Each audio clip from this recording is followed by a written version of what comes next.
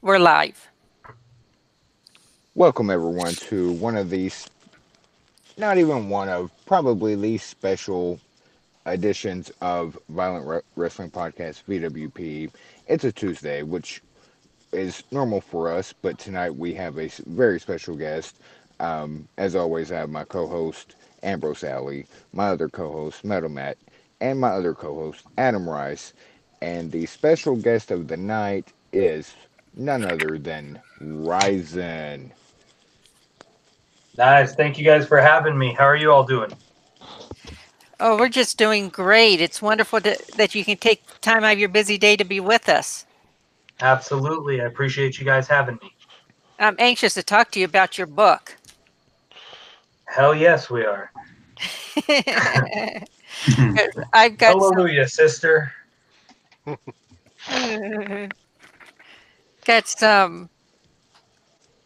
some of the chapters in here just took my breath away, and I enjoyed them immensely.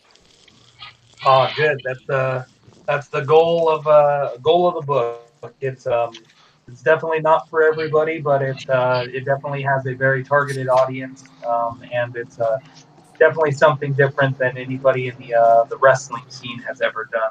I'm sure of it. Oh yeah, I haven't Of seen anything like this before, and I love it. I keep it by my bedside stand. Hey, that's the best place to have it. I was about to say that surprises no one. AA that surprises no one.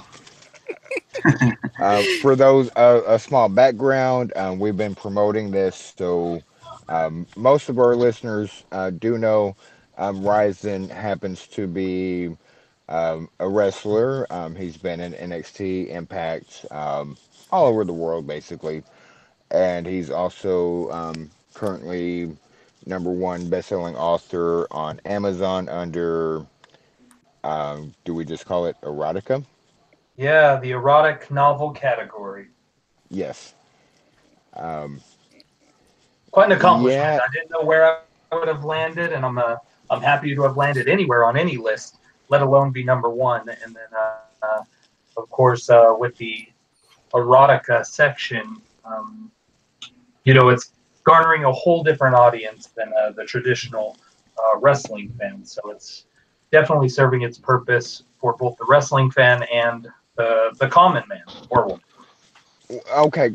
My first question: what led you to writing? And the book is entitled "Hell of a Confession." HELLUVA Confession.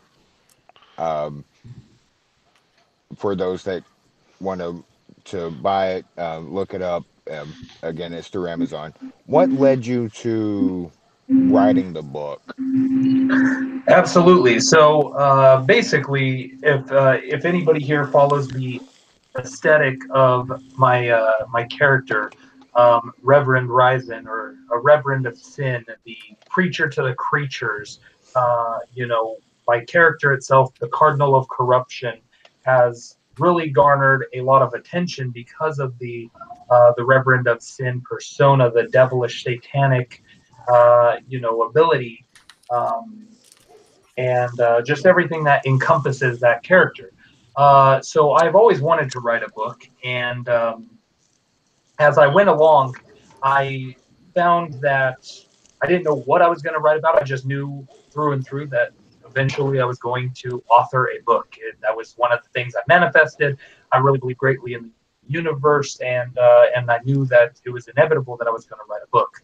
Once this character took off and I started using it all across the United States, and really gained a following on my social media, I knew that this really was my calling to perform, to become rising. And that's a lot of what the first chapter talks about. It talks about you could be anything you want to be, but you have to become that. You have to believe you can do it, and then do it.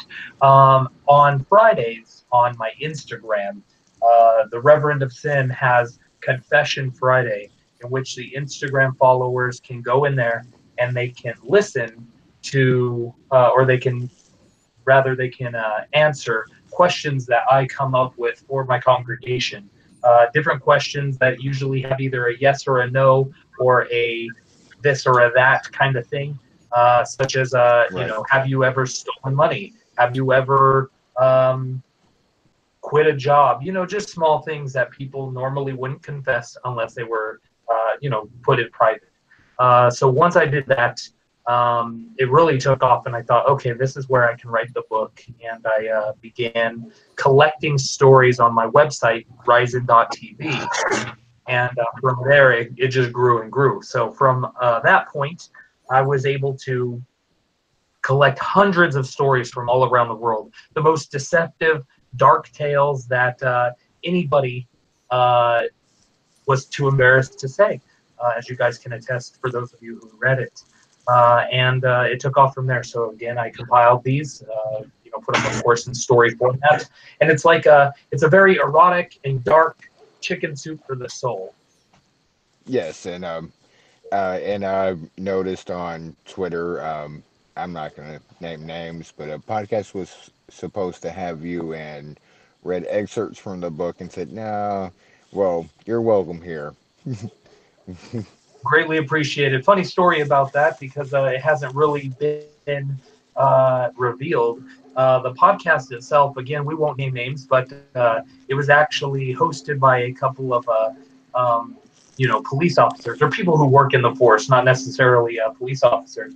And but they worked in the force, and there are some confessions on here that they thought would hinder or cause issues within their academy, their police academy. Therefore, that is the reason why they could not proceed forward. It was just too blush-worthy for their PG audience, and that's okay. Yeah, Reverend that's Ryzen is not understandable. for everyone. Yeah, that's understandable.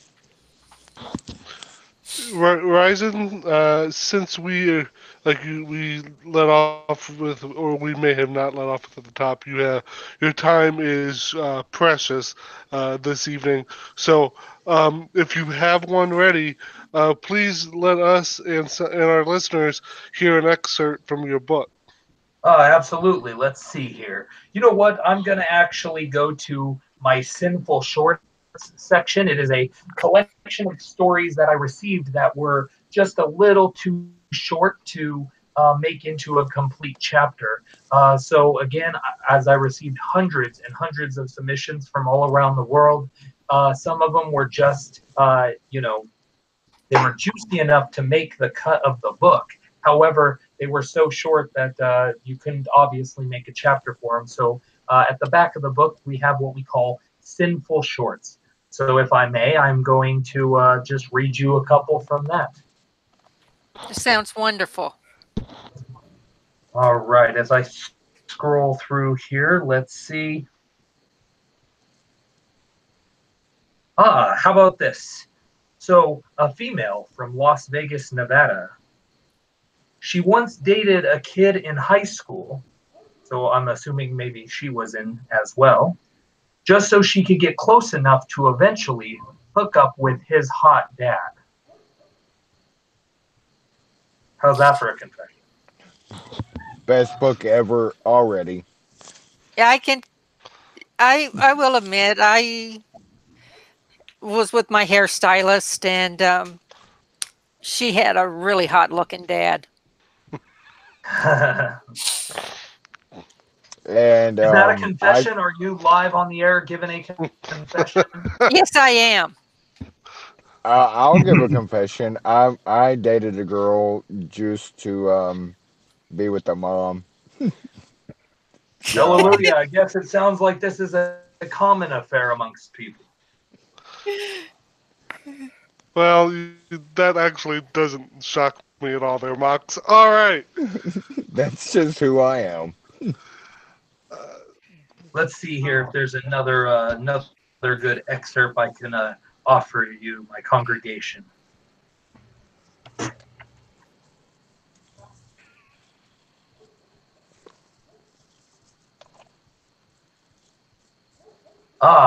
Here's a mail from Logansport, Indiana, and he writes, I am handicapped, and my friend orchestrated a plan to get me laid. He found a girl on a dating site who'd be DTF and asked if she would ever be into a devil's threesome. For those of you who don't know, that is two gentlemen and a woman. Less than an hour later, he drove to pick her up and brought her back. He eventually got the party started with her, and I joined in. He finished quick and left us. He did laundry, cooked some food, etc., all while I got pleasured. An hour went by, and I still couldn't get off. Eventually, she gave up, and he took her home. To me, that's just a sad story. That is a sad story.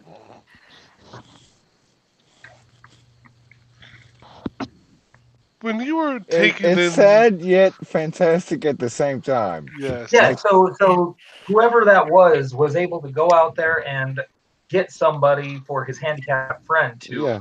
at least indulge a little bit. So even though it may not have finished the way he wanted to, at least it sounds like he had a one hell of a time.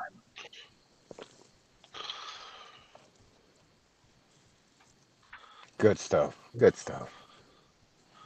RYZIN, when you were collecting these stories, these confessions, and assembling them, did you have an idea of how you wanted the book to unfold as sort of a narrative, or did you just want to collect them and put it out there and let people read it and pick through like certain chapters? Yes, you know, I didn't know what to expect when I had offered people to make their confessions, and I got things from a wide variety. So the book isn't just sexual in nature. I know because it's number one in the erotic category that that's where a lot of people are focusing their attention on. But there are actually very dark horror-like stories built into this book, and there are humorous stories, such as don't worry, this is a short story. That's actually one of the chapters within the book. And if you caught that word short, you could kind of see where the direction of that story goes. Yes. So I wasn't really sure when putting together this collection. I knew right away the concept of the book, and I eventually knew that Hell of a Confession was going to be the name of it. For me, the word Hell of a Confession sounded so catchy, and it was something that I could see. Hell of a Confession 1, Hell of a Confession 2, Hell of a Confession 3, so on and so forth. But I was quite pleasantly surprised to see just how many confessional contributions I did receive. Are you giving us a VWP inside information that there's going to be sequels to the book? You know, I collected enough stories and compiled enough stories that already I would most likely be able to reveal a second book. However, my biggest goal is to make this one a massive success through and through. So the more people who purchase it, the more it moves up in the ranks, the more likely that there will be a second book. But I do want to push this one as far as to the heavens themselves, if you would. Yeah, I mean, and I I think know. that's one thing I wanted to touch on as well is that this book is honestly pretty unique from other wrestlers that have written books because we've seen many wrestlers over the years like Mick Foley, even recently John Cena write books, but I think this book in particular is just so unique. Absolutely. And that's one of the biggest takeaways. I didn't want to write an autobiography because, to be completely honest with you, I don't feel like I'm at a point in my storied career yet to author such a book. As egotistical and delusional as I am, I still felt like an autobiography was still too soon. Someday maybe that would come to fruition, but I definitely again wanted to write a book, but I don't like to do the traditional route of anything. And so when it came to writing this book, I knew that I wanted to do something completely unique, something completely aside from the professional wrestling world, because I'm a multiverse individual, and I have an aesthetic that can be used from anywhere from books to merchandising, from horror movies to Comic-Cons, this character, the Reverend RYZIN, really can be transcend professional wrestling, and that was the goal of the book as well. I wanted it to touch multiple audiences in a number of different ways. And that's another thing I wanted to ask you about real quick, is that your wrestling persona, much like the book, is very unique. It's very theatrical, and I just wanted to ask you, like, how did you come up with this persona of Reverend RYZIN? Well, when I had decided to make the change, I was actually doing a dark match for Impact Wrestling, and when I had finished up with the match, doing my initial character of Rob RYZIN, they said, okay, great match. Now, if we were to ask you what's your backstory, what would you say? What is a Rob RYZIN? What does a Rob RYZIN do? And to be honest, I didn't have an answer for him.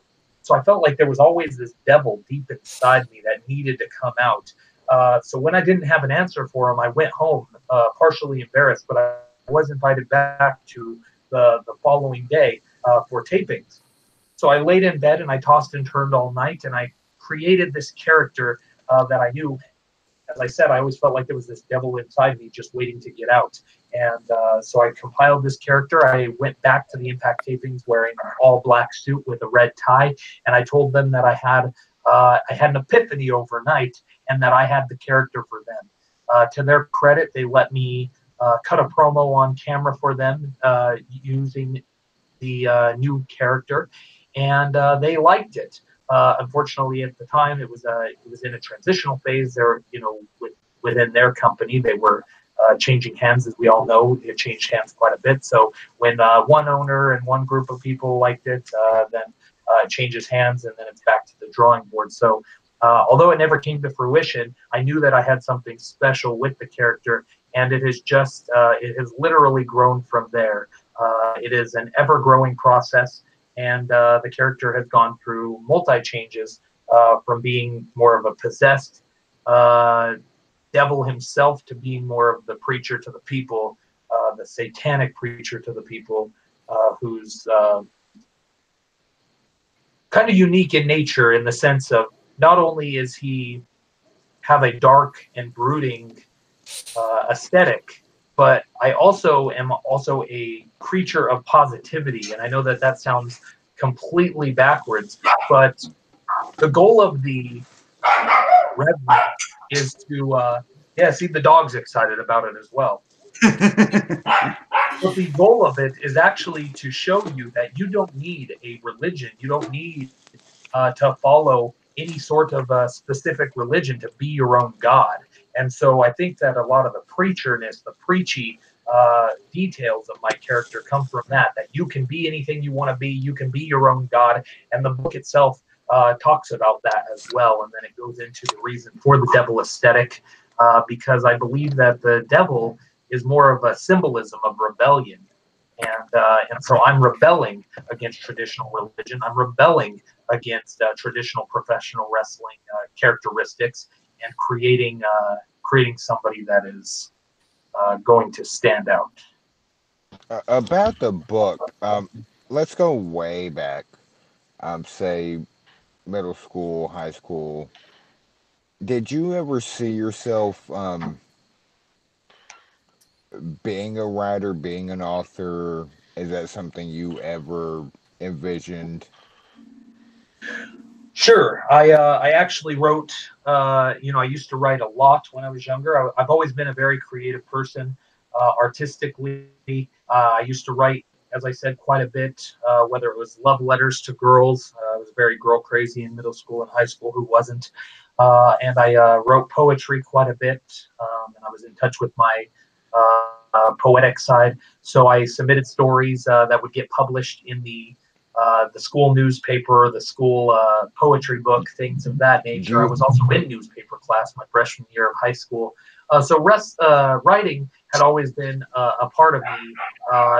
It was just something that I would kind of tuck by the wayside, or it's something that I didn't necessarily promote that I did. It was just something that I seemed to be good at and didn't really know what to do with it, because of the fact that I was on a one-track mission to become a professional wrestler. Since as young as I possibly was, I knew that there was only one one goal for me in life, and that was to be a professional wrestler. And funny enough, in my freshman year, my language arts teacher had all of us write essay of where we saw ourselves in 10 years. In that essay, I wrote that I was going to be a professional wrestler, and I had all this grand plans written out. And when I turned it into her, believe it or not, she turned it back to me as an incomplete and told me that it was an unrealistic goal to have, and that when she wanted a 10-year plan, she wanted it to be more realistic. So she gave it back to me, of course, creatively well written, so I don't understand why she gave it back. And after thinking about it, of what I was going to do in 10 years, I turned that sucker right back in with no changes. And she went ahead and passed me with a D. And now if I knew, I can't even, I buried her so far deep into the back of my mind that I don't even remember that teacher's name. But if I did, you better believe that I would have found her and told her, hey, look at me now. Yeah, understandable. Your poems, anything you remember off the top of the head that you had written you want to share? No, not at all. And I did it so frequently and so often. I thought that it was the way of girls' hearts. Back then, it didn't really seem to work out. I mean, nowadays they would eat that up, but back then, you know how girls are.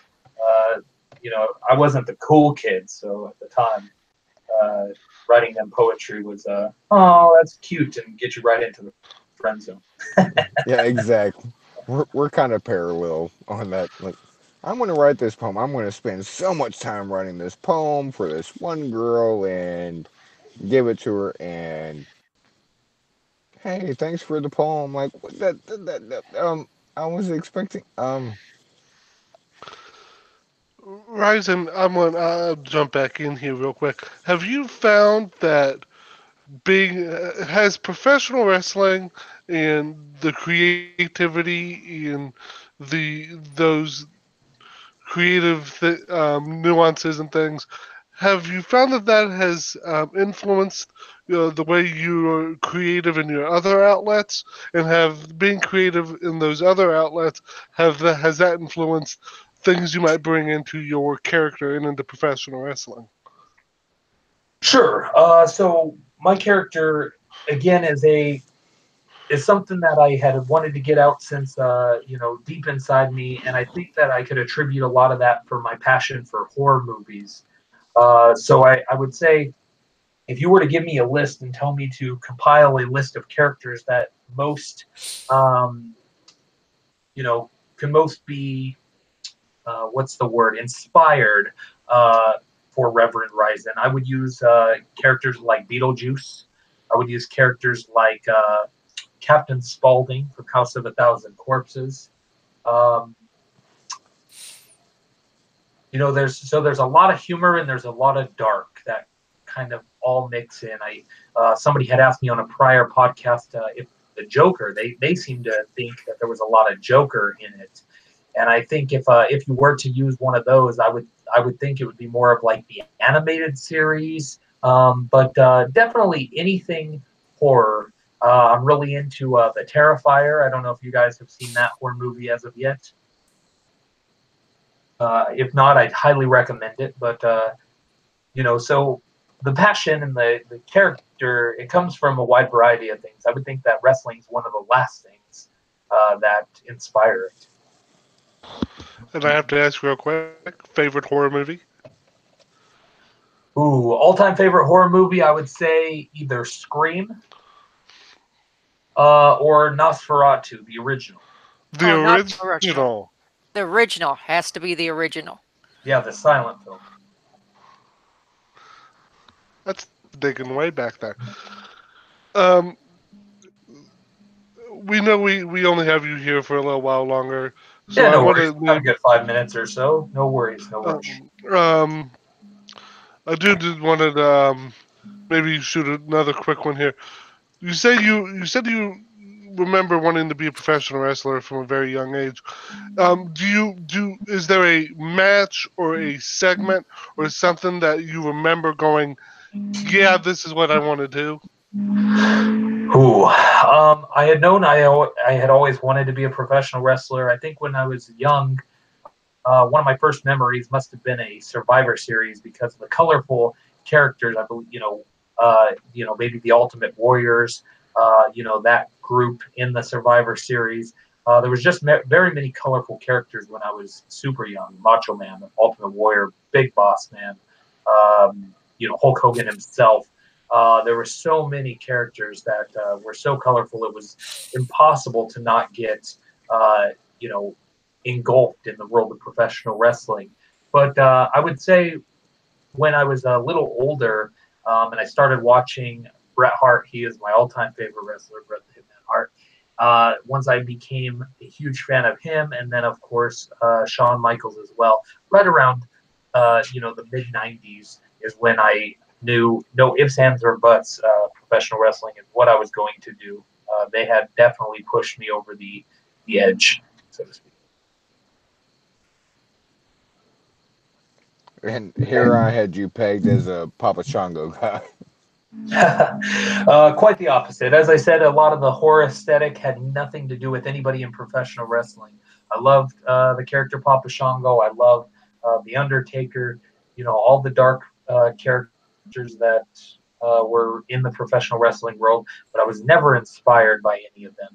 It again, the character itself has been transpired from horror movies and my love of just dark, sinister things outside of the realm of wrestling.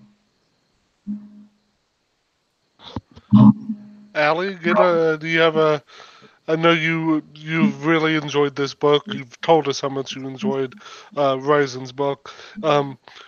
Is there anything from the book you wanted to ask him directly? I still want to know if that beta was killed or not. That's been bugging me since I read that chapter. you know, I wish I knew, but unfortunately, because they are all anonymous confessions, I have no way of knowing. Hopefully, the individual, if they are listening, maybe they could update us for book two. But yeah, for those of you who don't know what she's talking about, there is a book or there is a chapter in there that says "I betta got away with murder," which has to do with a beta fish and the deceitful plot to rid of it to get back at one of her coworkers. So you'll have to just tune in to see what happens in that story. But unfortunately, yes, cliffhanger. I have no idea what happened to the beta fish. I don't know who wrote it, so I'm stuck there alongside you. Told you the book is not just erotic; it is all over the place. Don't don't mistake. There are crazy stories in here. What's another one of your favorites? Let me put you on the spot. Besides the beta fish. Um, Another one of my favorite is Hell Hath No Fury. Yes. For those of you who are listening, Hell Hath No Furry is a story about a furry convention or the people who are into dressing up as animals and then having sexual experiences that way. So this is a humorous tale of breaking those furry rules. When it first hit Amazon and you see the success the book is having on the erotica chart, did it surprise you, or did you kind of was your reaction more like, yeah, I can kind of see why that happened? Absolutely, I could see why because on top of some of these more humorous stories, there are some very, very, very erotic stories within the confines of the book. As a matter of fact, I often am said this book itself makes 50 Shades of Grey bleed 50 or bleed. See what's on my mind. Blush 50 Shades of Red. That is how it makes 50 Shades of Grey look like Sesame Street. It's that Uh, erotic in parts. I started to bring up 50 Shades of Grey at the beginning of the podcast, but I didn't know how well that would sit. But yeah, Nope, that's absolutely. You can't compare the two because mine is way, way worse. And based on things that actually happened. So you know what? It makes it that much better in my book. uh, And Ryzen, forgive me if I'm out of line here. Nothing's This out of is line. um. Do you guys remember like well, Matt, close your ears. Um, like the Penthouse Forum thing.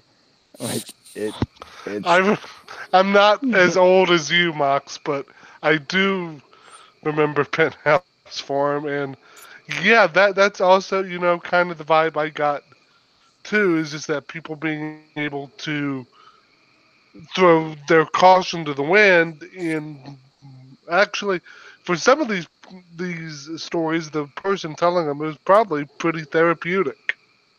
yes, Absolutely. I think that it is. I think that it was great for me to give them an avenue in which they can tell the stories that that they've kept inside, deep inside, things that they absolutely couldn't tell anybody for sake of their relationship, their marriage, their family, their work, any of those things. If you get that kind of information out there and you can't stay anonymous, you are risking getting in trouble for all those things. So I was pleased to give them an avenue in which they can, without being exposed, give me these tales. And that's what I think makes the book so unique is they are true to life tales as told by the people who lived them, and without the fear of being exposed, without the fear of having anybody know about them.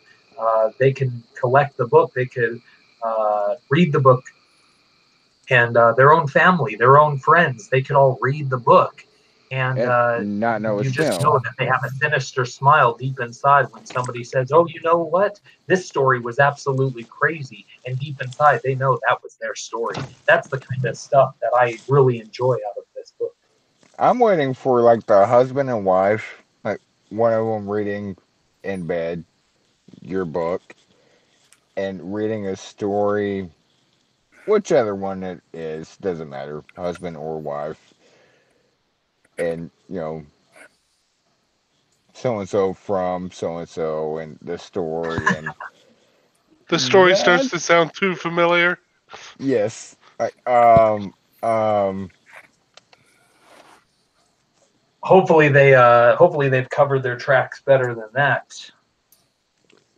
But wouldn't that be something if somebody had written it and that person, their significant other or what have you goes, I think that's really sexy. Whoever went out on a limb and did that. It always reminds me. Kind of side note, that song "Pina Colada." Yeah. yes. Yeah. So if you really listen to the lyrics, which it took me only a couple years ago for me to really sit down and listen to those lyrics, it's absolutely unreal. A married couple, they grow distant and then they decide we're going to cheat on one another. So then they put an ad in the newspaper and they describe the things they like. And wouldn't you know it, they think that they're going to go meet their soulmate and they end up meeting each other. They were, I think that's an incredible song. And just this conversation here just reminded me of that. If you like pina colada, I just think it's unusual that song. A lot of people enjoy that song, but the lyrics itself are incredible. True. What else you guys got? Well, I was going to ask here. We're here for as long as uh, we still have questions, and I know, like I said, your time was short. Yeah, I went ahead and I extended. We got 10 more minutes. Okay. Uh, you, Do we how want does it to feel? go ahead. Sorry. How does it feel uh, to take this leap? You know what, the leap to wrestling one's first match. Having that first big moment is always I always hear is a butterfly moment. But here it's you're allowing another part of your personality to come out in being an author. What has this experience been like for you achieving this? goal of yours in releasing a book? That's a great question. Shocking.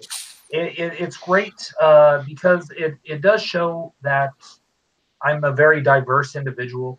It shows that I have more to me than just, and I think everybody could understand. Everybody has seen my creativity, so I think that it's just another extension of myself. And I was excited to. I don't think that a lot of people understand, and myself included. I thought I'm going to write this book, and it's going to be fantastic. But I really don't. I underestimated just how hard of a process it really is, to be honest with you. To first collect the stories from everybody, to have them entrust in me to donate their story, so to speak, and then to be able to write it out, to be able to make it all make sense, to write the chapters so that they all blend well into one another, editing, getting a cover designed, making sure all the formalities of the book are there, getting the agreement to release it on paperback, getting it, and I went the independent route. So instead of trying to find a publisher, going through the trials and tribulations of independently publishing a book, there's a lot that really goes into it. So when push came to shove, and the day that I was able to say, which was April 1st, and it was no joke, that I had finally officially released a full book that you could purchase and hold tangible in your hand or get it on the Kindle device, it was a win for me, and it was absolutely it was incredible, and it's just good to see things through, no matter what it is. And I know this is a topic I know a lot of my friends who are avid readers always talk about. For you specifically, um, do you prefer having a physical paper bound book in your hand, or do you have a or do you lean more towards your Kindle or tablets for your personal reading? Well, for my personal reading, I do like the actual physical book. I always have liked the physical book. When I'm on a device, whether it's a tablet or a Kindle or what have you, I want to watch videos. I want to, if I'm going to relax with it, it is, the device is there to watch videos or play games or what have you on it.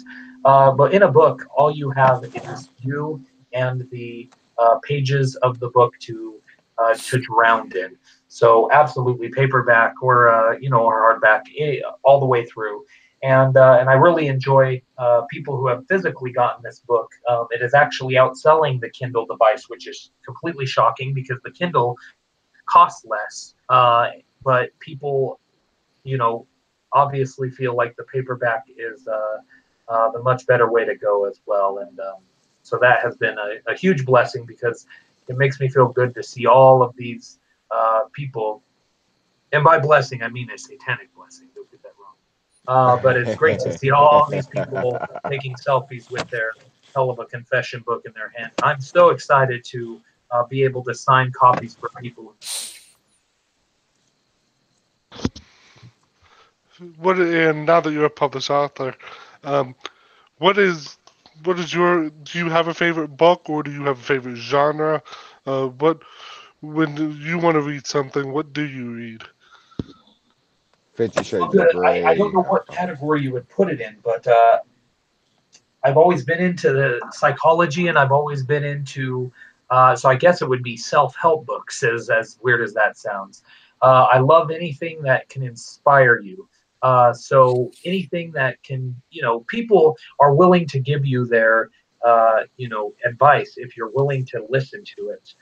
Part of my book, the first chapter and the last chapter, I think I do just that. So I accomplish both inspiring you, telling you some funny and erotic tales, and then I close it by inspiring you yet again. At least that's my hope or my takeaway for the book. But a lot of people are willing to give you the answers you seek.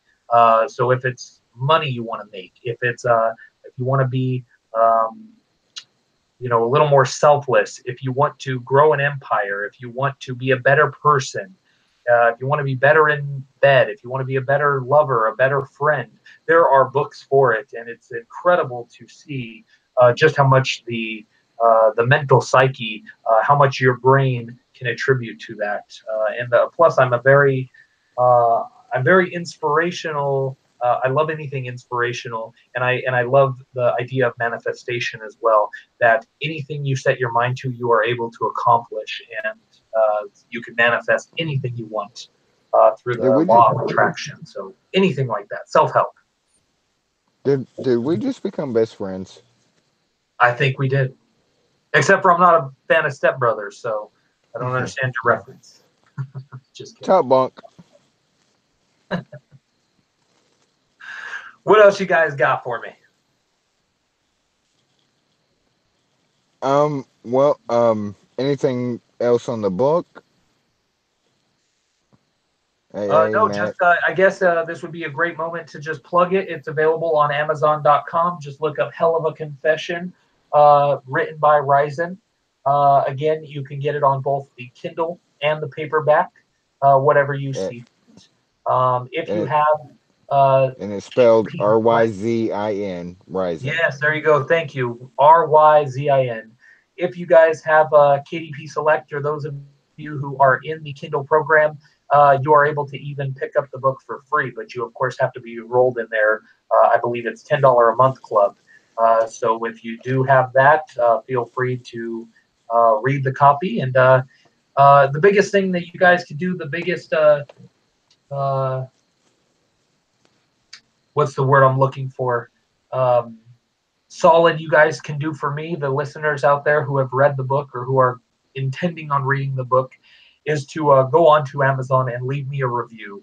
The reviews continue to push it up the ranks, and it just gets more eyeballs on it. Any and all attention I could get to this book, the better. It is my grand masterpiece. I had no idea that through all my years of professional wrestling, that one of the biggest accomplishments that I would make is authoring a book. And not only that, but being able to let my devious side out a little bit more, and be able to present my audience and a global audience a more risque book of tales. I'll do you one better. Buy the book and send him your own confession because we all have confessions for maybe volume two. Send him a confession. Hallelujah and hail rising to that. Absolutely, everybody has confessions. My book is a testament to that. So absolutely, if the readers love it, and I know they do because it's the number one selling book in erotic tales, that there will be a second book. It's inevitable. I may have to submit a confession or two. I was like listing all the confessions I'm gonna have to send him to That maybe just means you And have the to beauty one. write of your that own is it's book. going to stay anonymous, so you don't have to worry about that. Your I Reverend of might Sin get my own will chapter. will you might need your whole own book. Well, this is also true. Ryzen, since we are a professional wrestling podcast, um, what is what is next for you in that realm? Well, where you guys are all based out of Wyoming, is that correct? Or are you guys spread out? We're Um, spread Uh, out. we yeah we have Ohio, two Louisianians. I'm not Louisianian, and God help me for saying that. I'm Texan, and then AA is Wyoming. What I'm part of Texas? Wyoming. Yeah. What part of Texas? Whoever said Texas. Houston. Houston. Wonderful. I have family in Houston, and actually, you guys could attest to this. For some reason, I got a lot of Texas confessions. I don't know what you Texans do down there, but I got quite a bit of Texans. As a matter A of fact, lot of weird shit.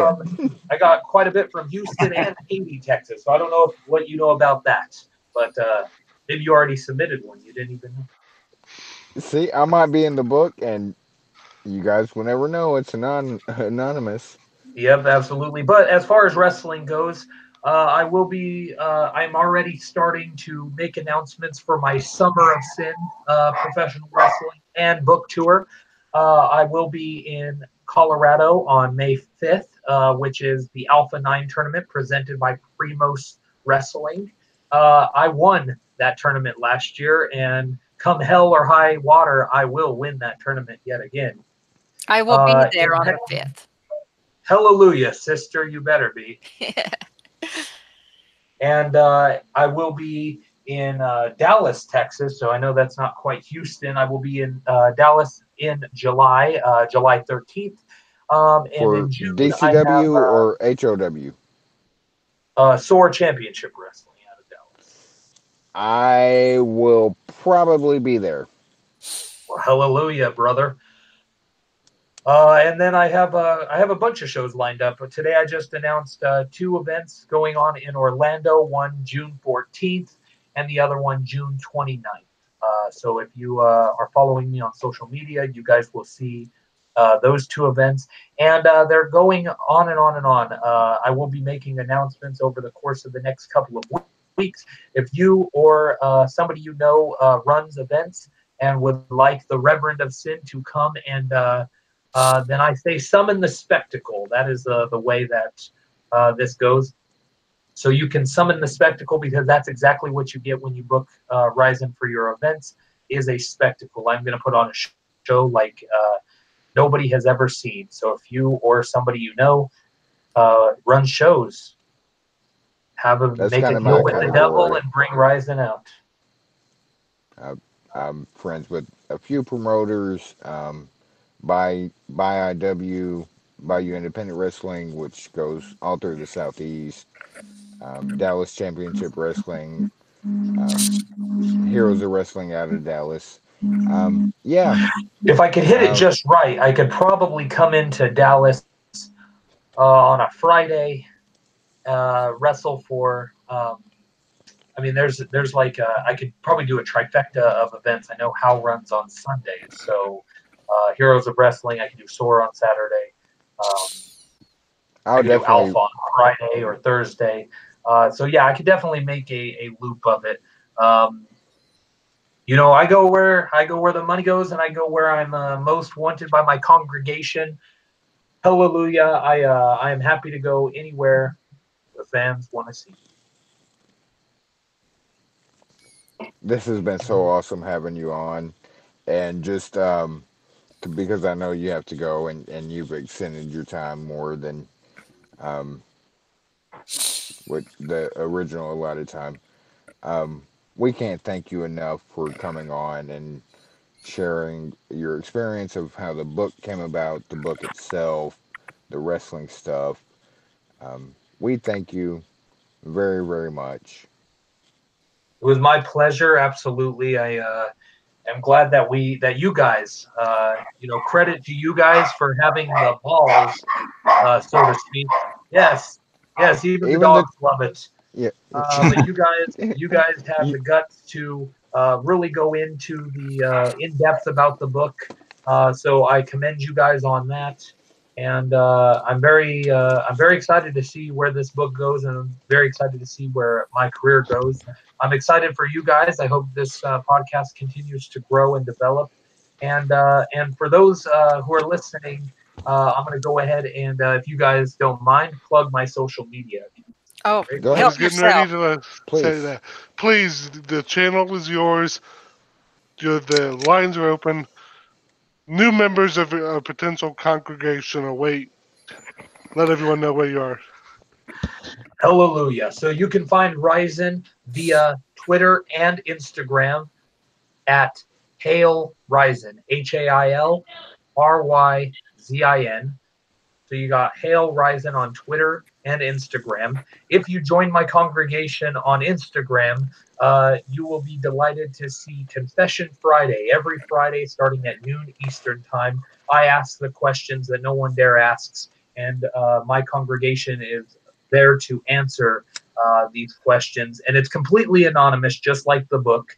And when they answer them, they can see what percentage of people do those devious things. So join me on Instagram at Hail RYZIN, Twitter at Hail Ryzen. You could find me on my Ryzen fan page on Facebook, or you could seek me out if you wish. But primarily, those two accounts are where I'm focusing most of my attention on these days.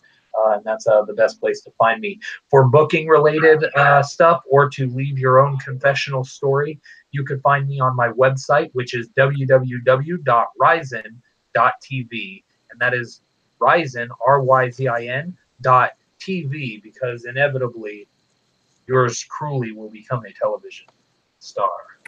Awesome. Thank you Once so again, much. Ryzen, thank you so much for doing this. Of course, thank you guys so much for Thank having you. me. Hallelujah and Hail Ryzen. Hail Hell Rising. Rising. Hail Horizon.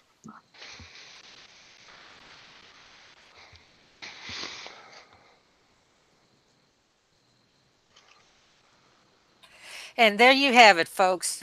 Amazon's #1 best-selling author in erotica That and was pro fun. wrestler. Yeah, that was really cool. Even he was so good. He even got the dog preaching. Yes. Yeah, sorry about that. I And look, think he was going to bark. I, I was the chair didn't show up, so I'm no selling.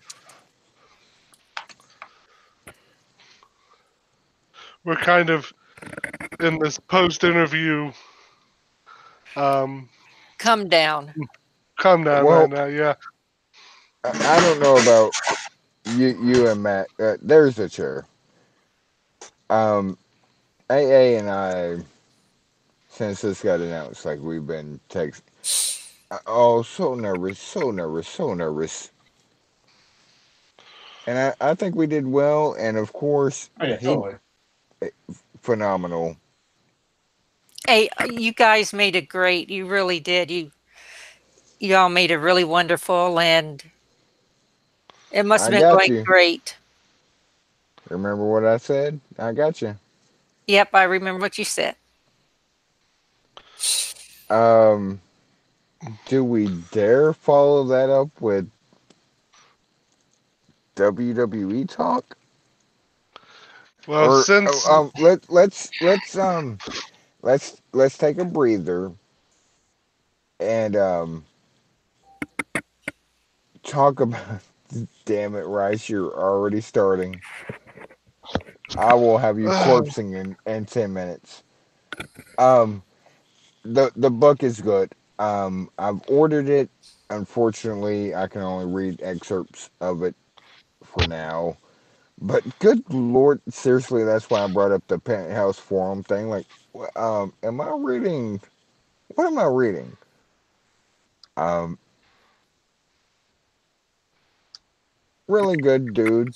Like, really, and it's so fascinating to see somebody that does like he's a wrestler, but and writes a book, but the book has little to do with wrestling. Like he said, like it's not an autobiography. It's not about his wrestling career. It's about a whole different genre. Yes.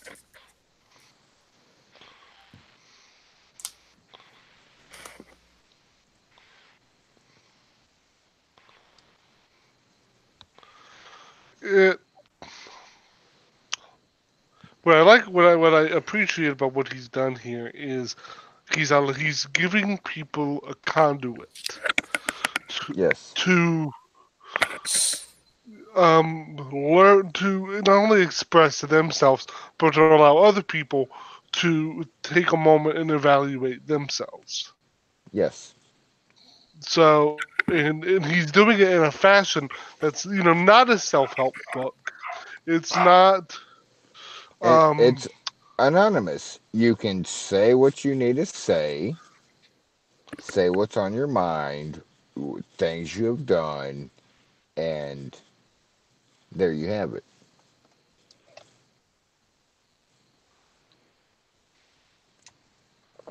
Because it, Lord knows if yeah, I had to stand up in front of a jury of 12 and had to confess my sins, like, shit.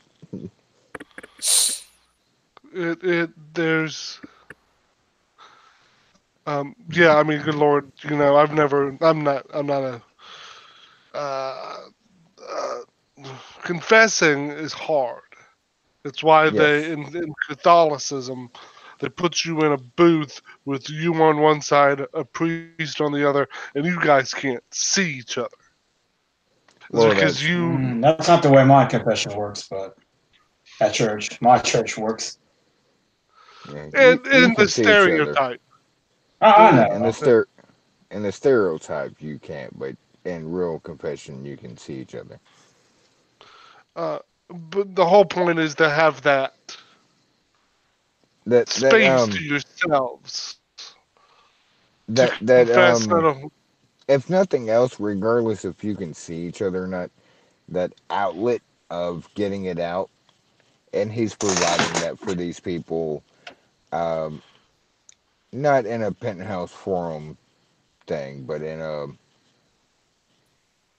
like I've got to write that like kind of a journal thing, if that makes sense. AA, you read the book. I've read most of the book, but it's more of a I've got to get this off my chest, and it's like a release kind of thing.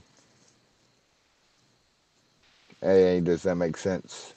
And yeah, it makes On sense to me.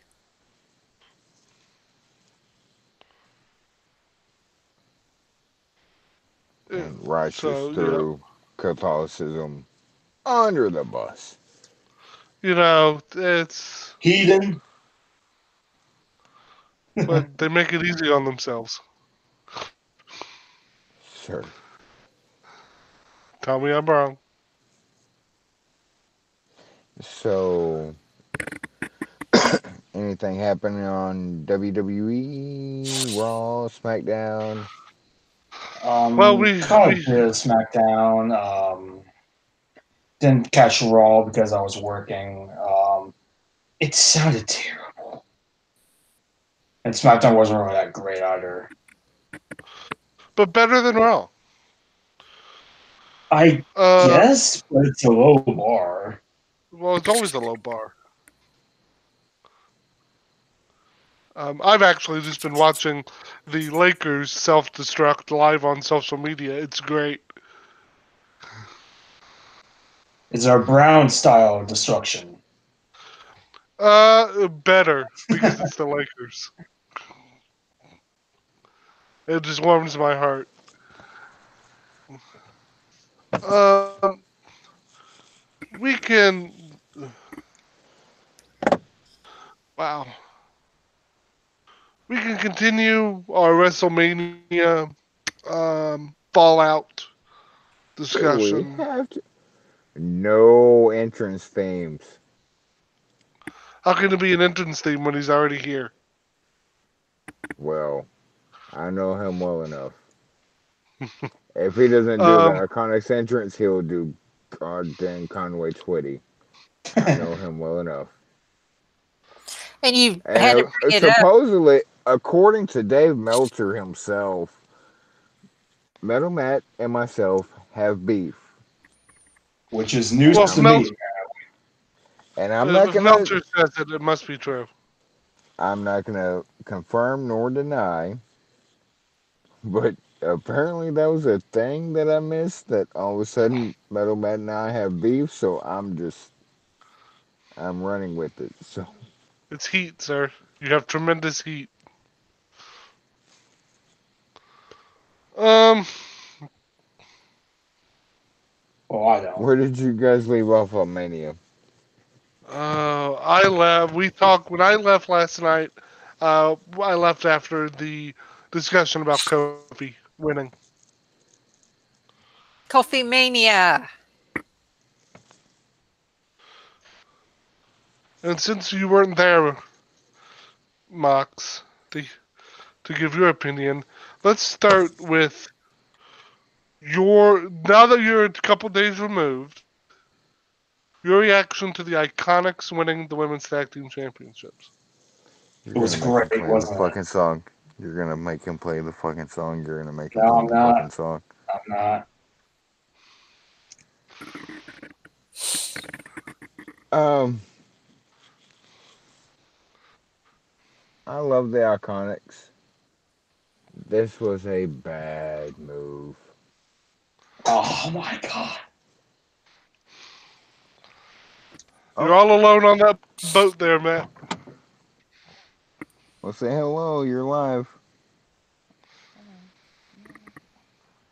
What? I can't hear you. Unlock what? Okay, sorry. Wife interrupting stuff. That's quite all right. She can interrupt whenever she wants. Oh, she It's needs to give all her right. all. It's okay. Let's turn a page. Oh, Lord. Really?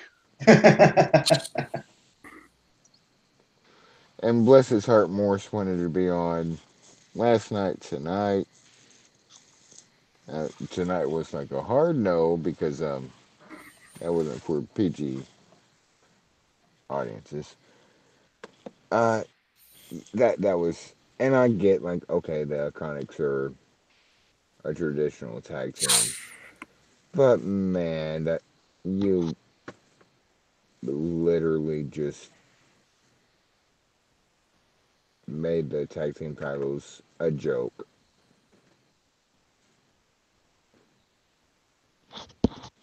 You know what was a joke? Nia Tamina being in that match. That's what was the joke. Well, that made it worse, but Uh, yeah, and I won't get into my spiel from last night because, like I said, I already gave it. But someone brought up, uh, saw it online, made a comparison, and now that I'm 2 days removed and I have the ability to think and not react so in the moment, um, sir, it would take you centuries to get the ability to think, but that's neither here nor there. so when's Morrison rolling over there in Aggie Land? You son of a bitch. That's what I thought. Someone made the comparison, comparing the Iconics to Edge and Christian. That's a good comparison. And I thought about it. Sir, you Edge and seen that Christian were legends. comparison? Iconics are legends. It makes all the sense in the world. No, no, that's not where I was Sir, going with that, sir. You pipe sir, down. sir, sir. Let me explain why I think it's an apt comparison. Early on, Edge and Christian were every bit a comedy tag team after they broke away from the Brood. And even in the Brood, they were kind of a comedy tag team. But all of their stuff was more character driven. It was presentation. The work was second. It wasn't until those great matches with with the Dudleys and the Hardy Hardys, Boys.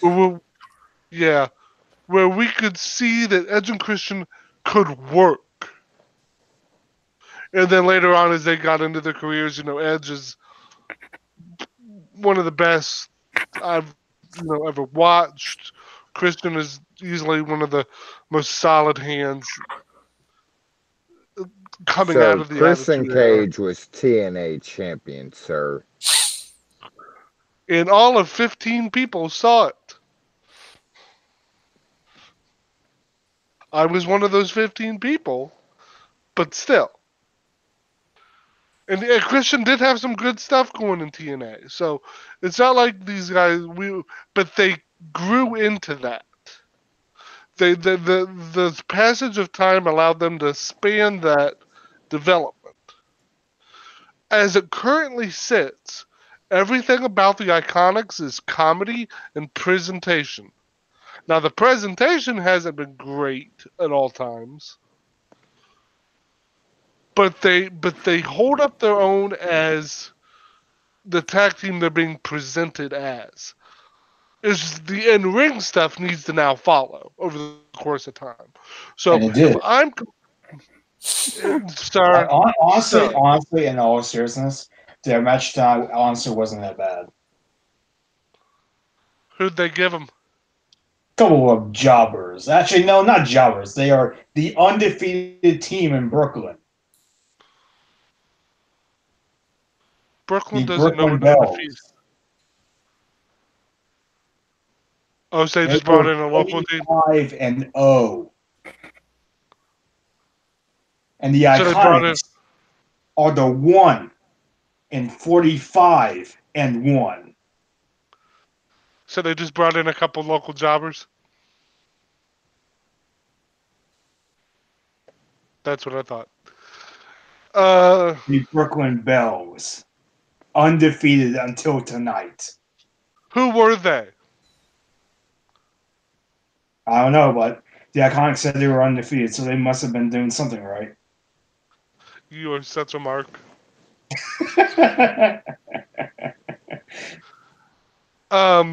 So I'm now at the point where, okay, we have to let this breathe. Am I happy about what I didn't happened know Sunday? Brooklyn Brawler had two daughters, but apparently Oh so. God. Oh God. Oh God, you people. Sure.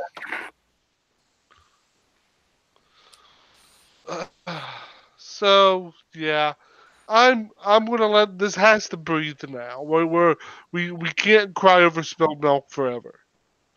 Um, the Iconics are champions, and now we need to see what happens. And also another something you missed, Mox, your general reaction to Kofi Mania. My general reaction? Your opinion, your analysis on Kofi winning, climbing the mountain. Um, turn down your headsets. Oh 3, no. 2, 1. Fuck yeah!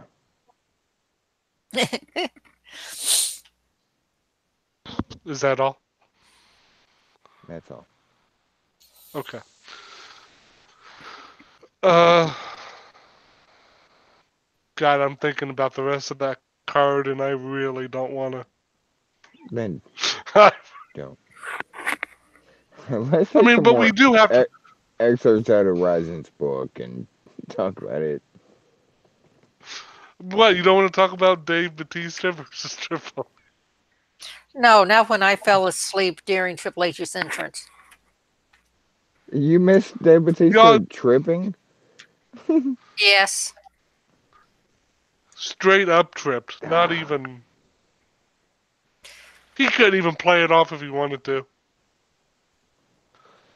Kind of like Like Titus even riding under the ring.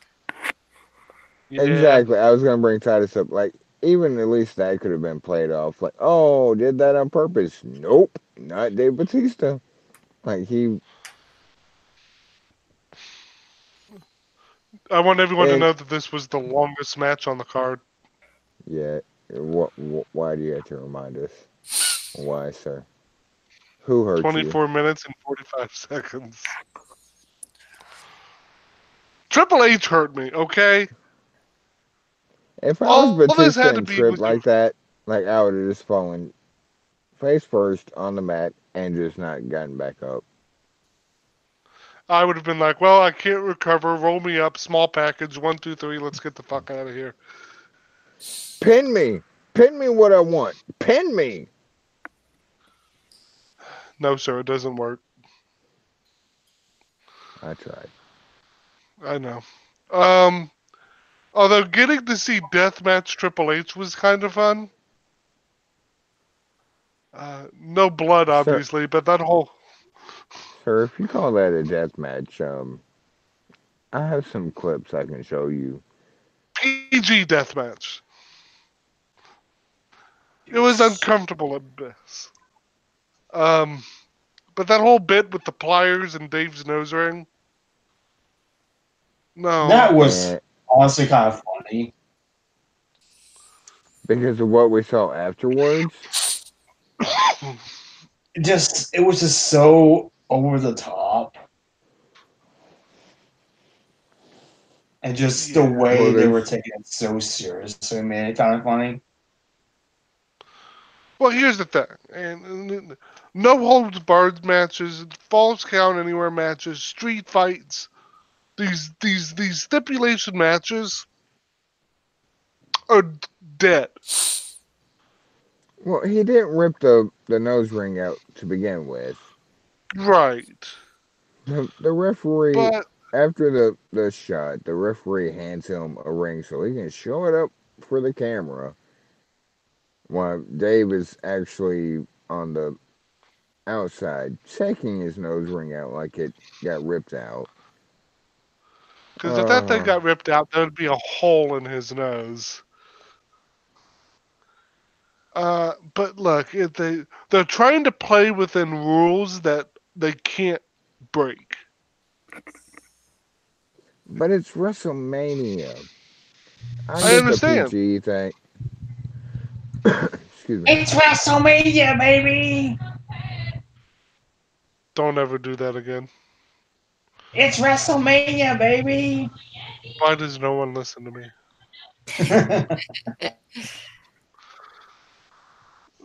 Three Should we strikes, you're even out. still should we still even be having no holds barred matches? No. Well, Sure. what's the difference in there a triple threat match Fatal four and way. a fatal four way? Any of are fucking no holds barred matches. Do you Why? know where no hold? It's an antiquated name because no holds barred comes from a time in professional wrestling when there were rules that About if you broke holds? them could Yes. cost you a match. And one of That's our the whole point of friends, no holds barred.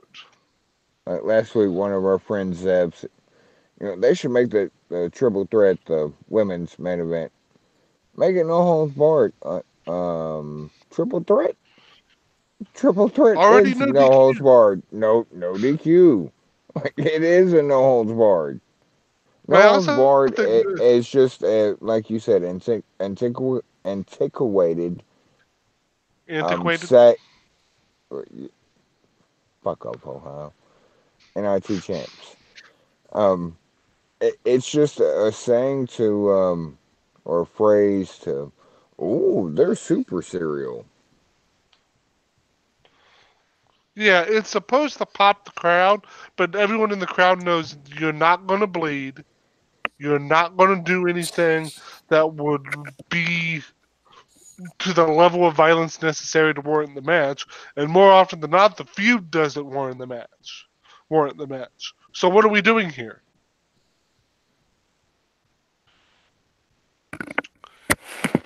One of the biggest things WWE could do is try to reinstitute a rule book and publish it and put it on the website and on the network let's try to make things. It's a story element. It's a toolbox. Like the whole no You're a fish tool, hooking, no grabbing. Fox. Well, everyone knows that. Everyone knows I'm a tool. I don't know why you bring it up. But Just the make sure. fish hooking, What are you, Tim the Toolman Taylor? no, I'm the repo man. Huh? Did you really just try to do that? It is not 1998, sir.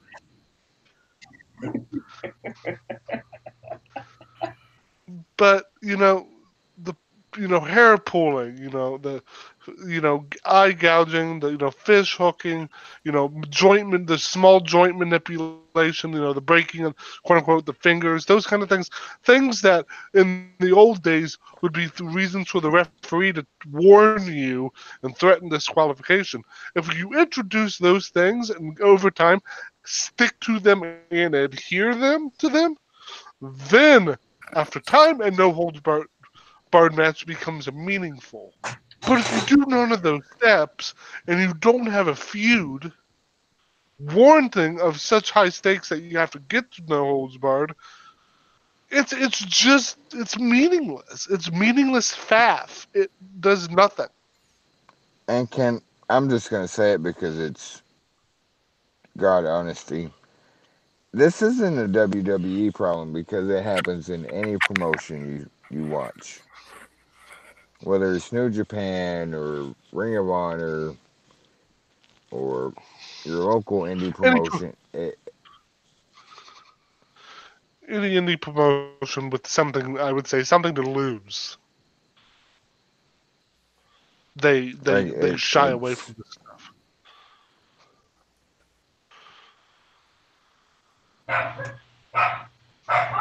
Like, I saw a clip from Joey Janela's Spring Break of Shaza McKenzie heaving what looked to be a piece of siding or just a flimsy piece of plywood. I couldn't describe it to you from the angle. And she brung that thing down over his head, and he didn't even protect himself. He took the whole thing on his head. And I'm like, okay, two things. Those are the things you'd see in a no holds barred match. And second, stop taking unprotected head shots.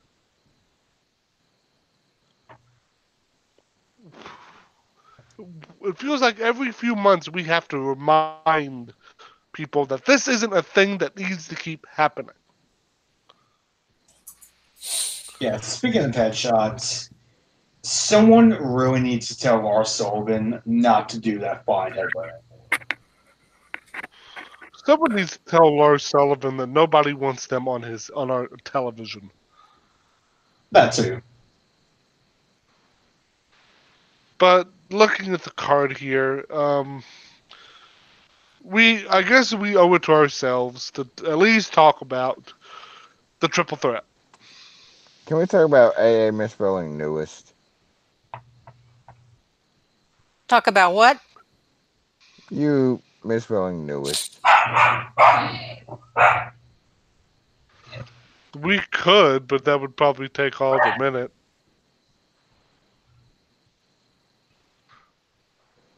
I'll say that for all fair. I Good like picking lord. on people that misspell. It's not misspell, it was a typo. Especially since you know word good. Yeah, I'm the king of no word good. Uh, so here we are 2 days after the triple threat match at WrestleMania, the main event, where Becky Lynch defeated Ronda Rousey and Charlotte Flair to become both Raw and SmackDown Women's Champion. And it was the greatest night in the history of our sport. Sir. Slow your roll, Chief.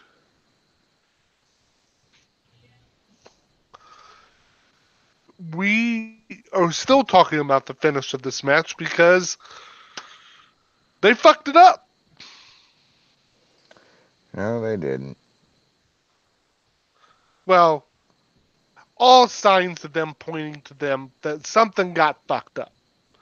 Not saying that that wasn't the finish, is that they didn't execute the finish Let's properly. see. They made it a triple threat match? Yeah, they fucked that up. Ronda's in the wrestling ring? Yeah, they fucked that up. Um, what else was fucked up? Charlotte entering in on a pre-taped helicopter and then not Which we all matching the and tape. they tried their damnedest with the stadium lights, and you could see like nobody was in there. Like it was taped like the night before. Nobody's in the arena. Charlotte Flair backhanded the shit out of Ronda Rousey. Uh, that was that wasn't a fuck up. That just made me chuckle. This We're, match didn't flow.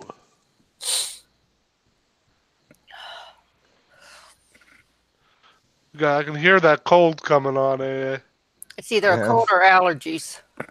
I'm thinking more it's allergies because my nose is itching like crazy. Scratch it, scratch it. But the talk has been about that finish. And whether or not Rousey was trying to readjust because of her broken hand.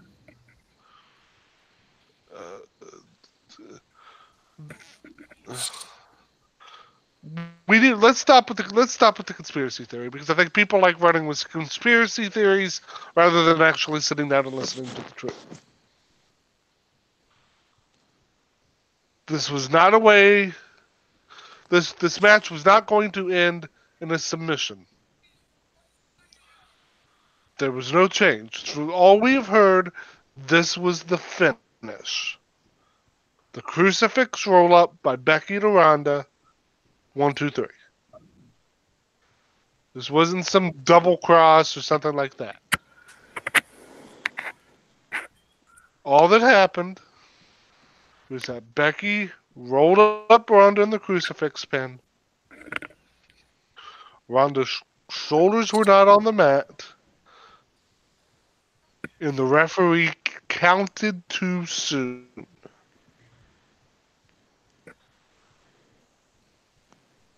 That moment,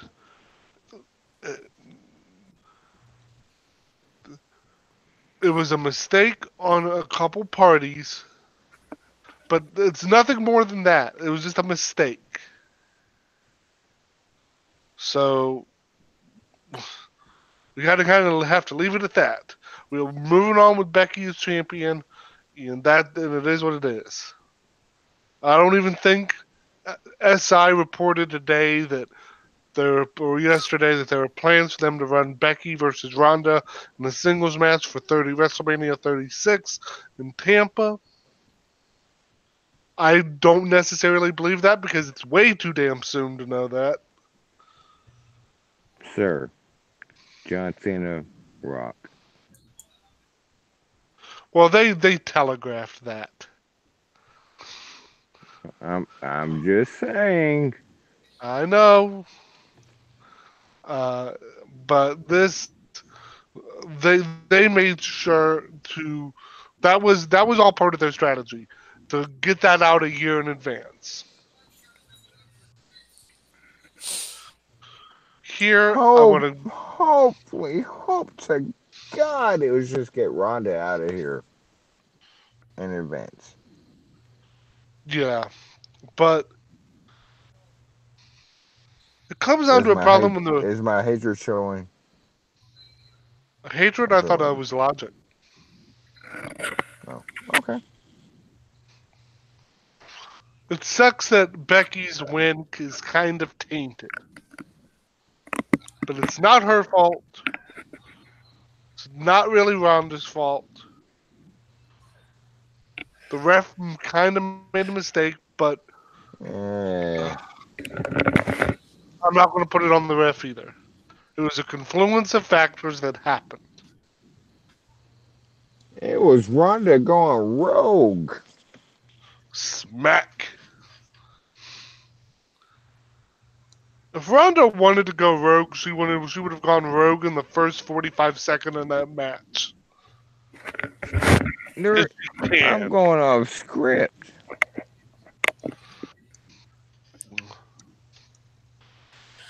So, Hey, what'd you think about the main event? Well, since I was actually awake for it, I want to go back to sleep. no, I enjoyed it. I didn't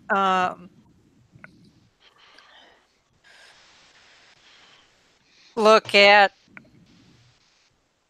it was a botched roll up or whatever. I just I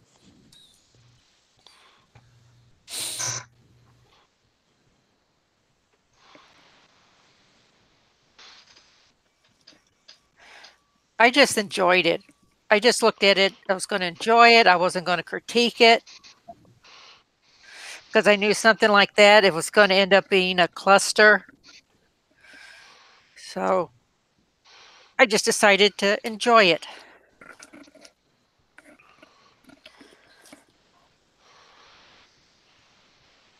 And I Fair did. enough. Fair enough. And once again, that was one of those great moments to see how much that main event meant to people. Um, That everybody was dead silent. in the crowd, which brings us to another topic, but to see some of the reactions on Twitter and the footage of what.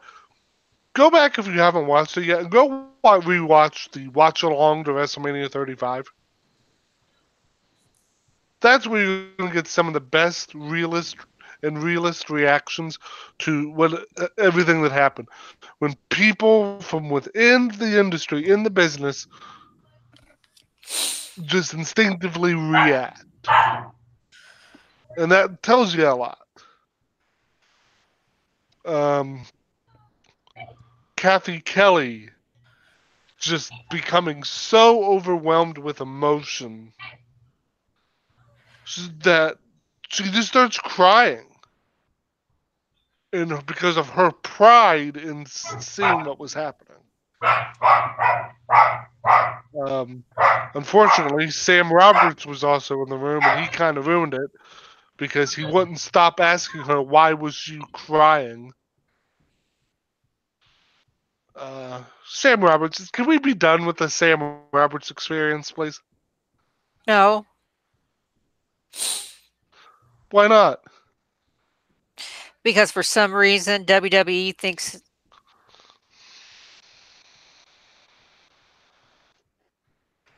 they need them. So we're going to get stuck with it. True.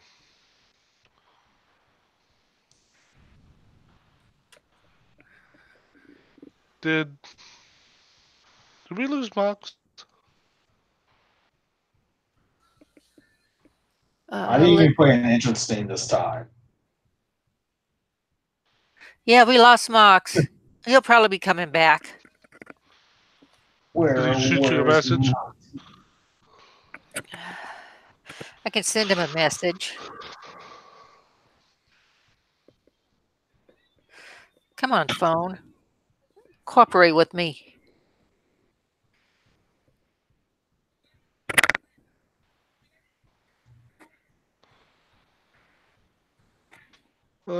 So it was just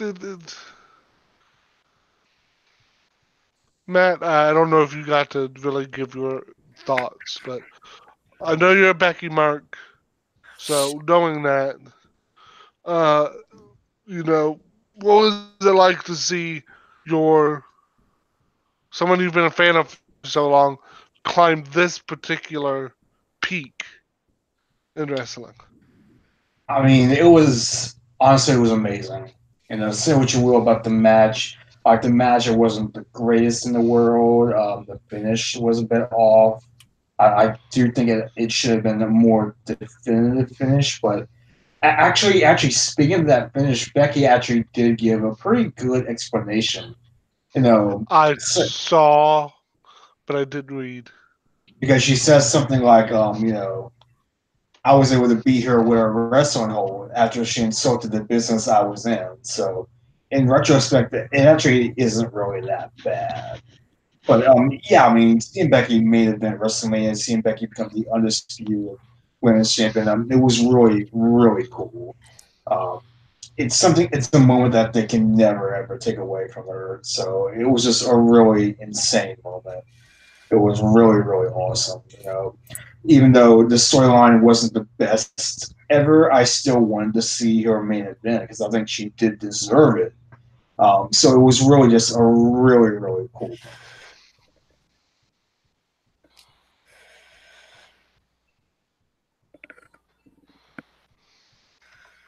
It was it was a good time. It was just. Yeah, the crowd was dead, and I guess we did. How do you guys want to see WrestleMania presented in the future? Honestly, just lesser matches. Like, there's no reason for them to have as many matches as they did on it. Like, I get that they want everybody to get a big WrestleMania payday. That's nice. Like, the sentiment, like, their heart is in the right place. But we do not need the battle royals on the card. We don't need, like, a lot of the lower card guys really shouldn't be on WrestleMania. I know it sounds like a mean thing to say, but it's just there's no reason for there to be as many people on there. What is your It's just perfect card length? um probably around 9 matches or so, 9 or 10 matches maybe. Allie, how would you like to see them quote unquote fix WrestleMania? I think WrestleMania should have on the main card. You should have all your titles. On the pre-show, have your 2 battle royals, and then that's it. The feuds and everything, leave those and let those build up to Survivor Series, and get Survivor Series back to what it should be.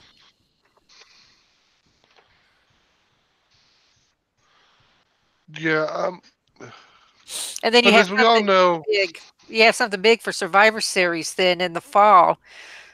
So you have really 2 big major productions, one in the spring, one in the fall.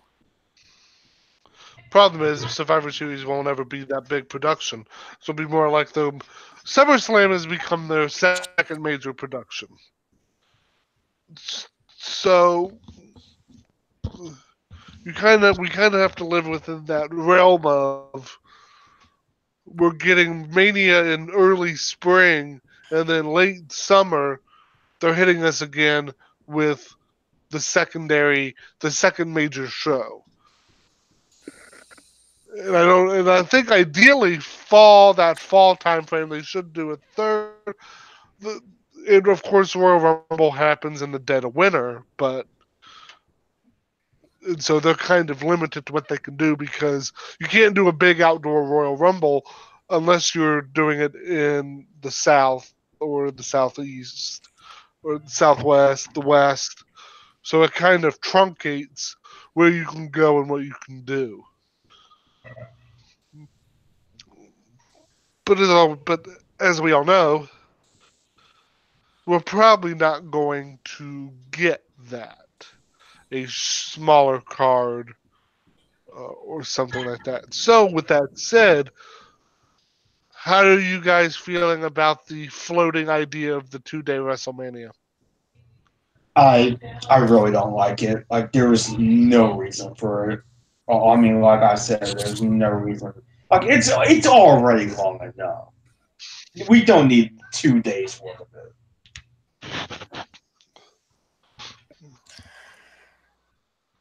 I think it should just be the titles. I mean, again, like I said, it's one of these things where they want to get every single person on the card, and it's a nice sentiment. But it's just not what WrestleMania should be. WrestleMania should be the best of the best fighting the top matches. That's what WrestleMania has been in the past, and what it should really always be.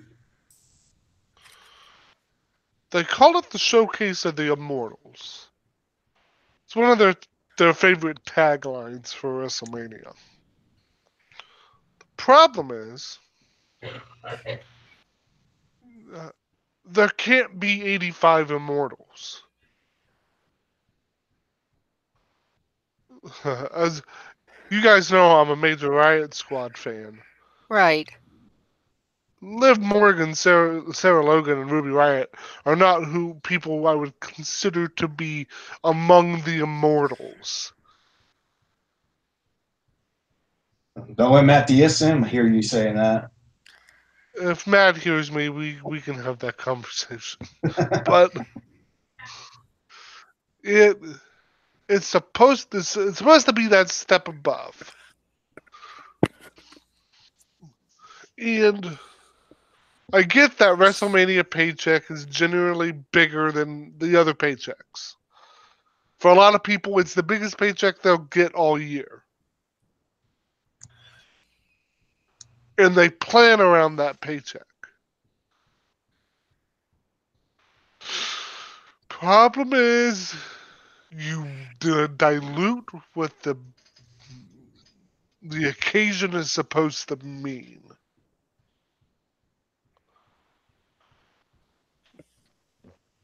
I don't mind them doing a battle royal, so long as it was one battle royal. But then again, as I say that, I go, well, then someone's getting screwed. They have got to find a way to use their talent more effectively, and find a way to make this show better. This was actually one of the better WrestleManias in recent years. Oh yeah, definitely. For me, probably the best WrestleMania since Mania 31. I would agree. Heard from Moxie at AA? Nope. I sent him a message too, and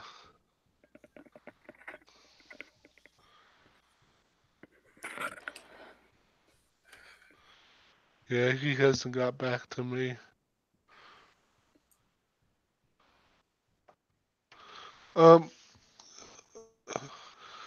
This, if it were me, I'm cutting this show to 5 hours. Uh, 5 hours is plenty long enough, but after 5, you're not dead in 5 hours. In 7.5 hours, your body is shot. You Yeah, can't. and it doesn't even matter if you're putting on the greatest show of all time.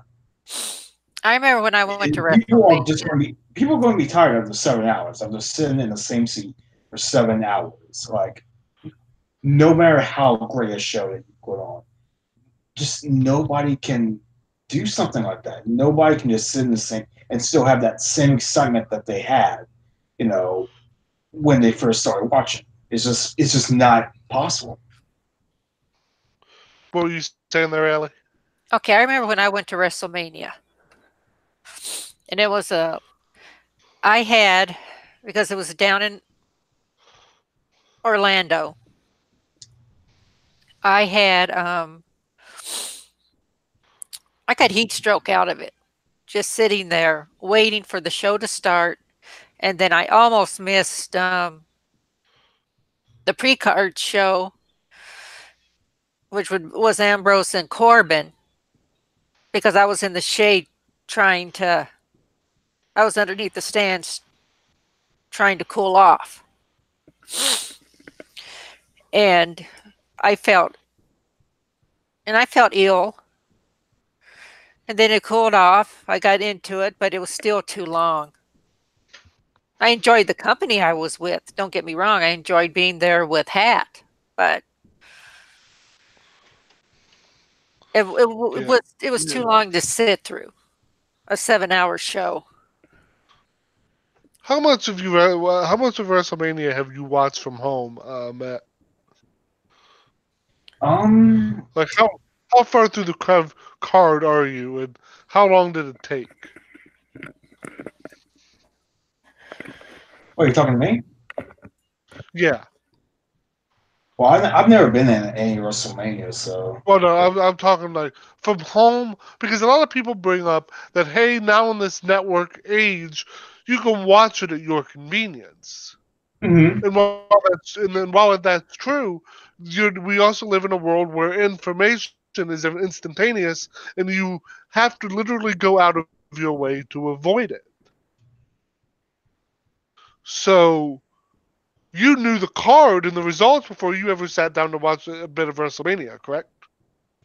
Yeah, like I knew the results before. Like I knew, like because by the time I got home from work, it was on Styles and Orton. But I did know the results of the prior matches. So I mean, you were already coming in, and you already knew what happened before, and so you have to live night. So you've already had some of the night spoiled, regardless of how you Well, felt about the outcomes. well, I wouldn't really say spoiled because I wanted to know anyway. And for me, spoilers don't really bother me all that much anyway, so it doesn't really bother me personally. Allie, how do you? Uh, I you watched it live for the most part, Yeah, minus the nap. Uh, what was it like to sit there, even though you were at home, through a 7.5 hour card? it was hard. It was really hard. So much of me wanted to do something else.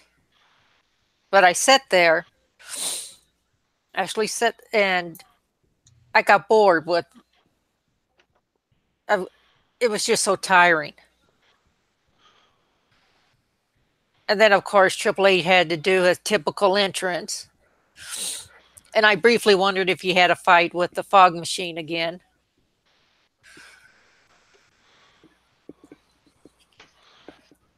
Even at home, the whole point of the event is supposed to suck you in and hold you. That doesn't mean you're going to be entertained by everything, but you're supposed to be in there in the moment. And what happens is, whether you're at home or in the arena, you kind of start to become held hostage by the event. And that's isn't what's supposed to happen. I couldn't imagine sitting there for 7 hours. After about hour 5, I would have gotten up and left. I have to be honest. I'd have gotten up and left, and then went back to a hotel room, fired up whatever I had, and then watched the rest of the show on the network. Because there was only so much I think I could physically handle being out there. And this is talk coming from someone who's thinking about going to WrestleMania next year. So they have to come up with a fix. There needs to be a band-aid to WrestleMania. 2 nights isn't it. Because what 2 nights inherently does, it makes the first night mean less than the second night. You compare the two cards, the 2 nights. Like, and in some instances, hell, that could work. On night 1, Kofi could end the night by winning the champion and sending people home happy. And the second night, Becky could have won. And then with this given scenario. Problem is, then you would have people complaining that Kofi was on the first night and wasn't on the second night. I mean, there's going to be nitpicking any way you look at it, really.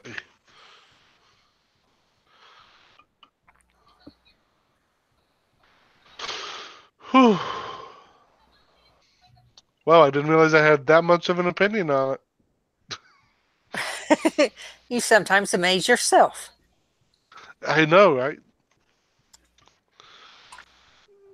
Overall, when you look back on WrestleMania 35, what will be your takeaway? It was Becky WrestleMania became 35. the undisputed champion, and the Iconics became the greatest women's tag team champions of all time. All right, take off your fan hat for a second, objectively looking at it. What is your reaction to the night that was WrestleMania 35? I thought it was a really good night for wrestling. Honestly, I think a lot of talent really got a chance to shine, and it had the first ever women's WrestleMania main event, which isn't as much as we kind of make fun of, historic and history making and all that. It really was historic. I mean, imagine saying like maybe 5 years ago that the women would main event WrestleMania. Like, imagine saying that. It seemed impossible, but it just goes to show just how far, wrestling has come, how far WWE has come, how far women's wrestling has come. So I think, in retrospect, WrestleMania 35 is going to be a historic WrestleMania, not just for women's main event, but for just really a lot of what happened.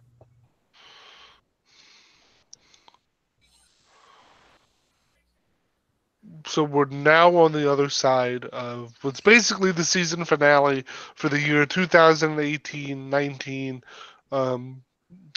WWE. When you look at it in its totality, what did you get out? Were you satisfied by this the season finale, so to speak? Did it hit all the right buttons? It only hit some of the buttons for me. I think it hit most of the right notes. Say what you will about how we got to WrestleMania, but I think once the dust settled and WrestleMania happened, I think everything, the right things happened at WrestleMania, and so most of the season was a bit weird, but I think the season finale was great. I think we pretty much had what 75 to 80% of the baby faces won. Yeah, You had I think you so. had you had several title switches. And the And they switched fans styles tonight, generally, as a matter of fact, as well. So they were not even done there. yeah, they did. Yeah, they did. And I'm wondering what's happening.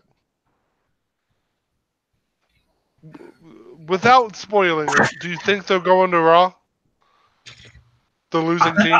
I think so because I think they've done pretty much everything that they could possibly do on Raw. It's time for them to kind of do something new. And there's a lot of people on both Raw and SmackDown that really could use this shake-up as really an opportunity for a clean slate to start fresh. Like, there's a lot of superstars that could use something like this. Do you think Blood Money Part 3 has anything to do with it? Um, it might. It might, like, but without knowing, like, the card, it's tough to say. There is a lot to talk about coming into this Smarkamania these last 2 days. However, quite honestly, we're down a member again, and we scheduled to go Wednesday anyway. Do you guys want to cut it here? We can cut it here and pick it up Wednesday, and hopefully Mox will be able to stay around and not get kicked Yeah, off. and hopefully I can hear you. You're pretty stuffy. You sound like me the other day. Yeah, and I can't blow my nose anymore. Nothing left to blow. So don't set me up like that. Ah, darn. I I don't can't want blame a to. girl for trying. I don't want to have to swing at that pitch. Can't blame a girl for trying. Yeah. So with all that said, uh, everybody, Allie, what are your plugs? My plugs is you can get a hold of me at Lady Rashana on the bird thing. You can find me on Cage I See, it says Ambrose Alley. I'm usually lurking, but if you yell at me, I usually respond. Hey! Yes, MM. What? No. You're so And incorrigible. yes. And you can find me on Twitch at Violent Wrestling Podcast, no G. Metal Bat. You can find me on Twitter at Melmat15, also on KTC. Hang out in the daily and the nightly. And this Friday, I will be doing Ruthless Aggression Era podcast on Unforgiven 2004, possibly with Mox. I'll have to see who I can get as a guest. Sounds good. You can find me at PWFans01 on Twitter. Please, like I said, as I always say, I probably had a bad take tonight. If you have a problem with it, that's where you can find me. You could also find me at KHI Seats in the daily and in the nightly as under my name, Adam Rice. We would like to once again, well, pause. And for our fourth member, since he isn't here, you can find our intrepid co-host, Prince Moxley Lopez, at Fireman6809, and on Twitter, and in the daily, in the nightly over at Cage Side Seats on any given day. He's kind of sort of taking a break a little bit here and there, so he's not there all the time, but that's definitely a great place to want to, of course, to talk to him. Uh, we have to thank our guest again, Rob Right. RYZIN, Yes. Reverend RYZIN, for coming on tonight, plugging his book, Hell of a Confession. How is that spelled again, AA? It's spelled HELLUVA. You can find it Confession. on Amazon and paperback and on Kindle. Please look it up. Please find it. Buy it. Read it. Keep it by your This is something, bedside. and maybe it might inspire you to make a confession of your own.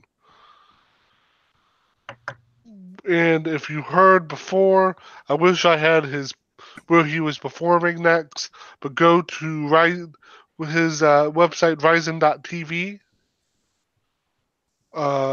to find out where he's going at his social medias. Look him up, follow him, like his pages, whatever you got to do.